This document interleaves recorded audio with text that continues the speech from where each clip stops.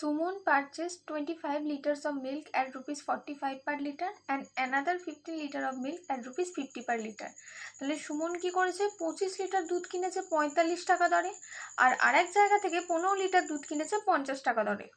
She combined both quantities and then sold the entire mixture at the 48 per liter. সে কি করেছে এই দু রকমের দুধ মিক্সড করেছে একসাথে, দেন সেই মিক্সচারটাকে 48 পার লিটারে বিক্রি করছে। তাহলে তার প্রফিট কত দাঁড়াচ্ছে বা লস হচ্ছে কিনা কিভাবে দেখব? এটা অনেক রকম ভাবে করা যায়।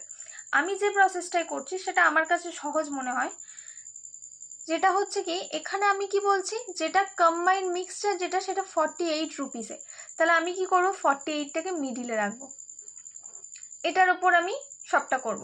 আমায় ফার্স্টে কি বলেছে 25 লিটার 45 রুপিসে, তাহলে যদি এই 45 রুপিসে কিনে 48-এ বিক্রি করে তাহলে ওর কত লাভ গো?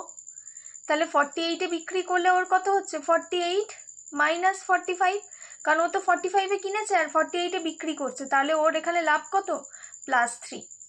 তাহলে আমি করি 25 ইন্টু +3। আরেক জায়গা থেকে কি করেছে, ও তো মিক্সড করছে দুটোকে, তাহলে আরেক জায়গা থেকে কিনেছে কি 15 লিটার দুধ কিনেছে যেটার দাম হচ্ছে 50 পার লিটার। তাহলে যদি 50 টাকা দামে কিনে আমি 48 টাকায় বিক্রি করি তাহলে তো আমার লস।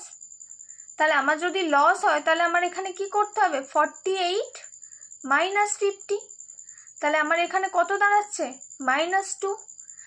কত লিটার 15, তাহলে এখানে আমি কি করব 15 ইন্টু -2, তাহলে আমার কত দাঁড়ালো, এইদিকে করছি 25 প্লাস 3, 25 ইন্টু +3 মানে 75, আর এখানে প্লাস অফ 15 ইন্টু -2 মানে -30,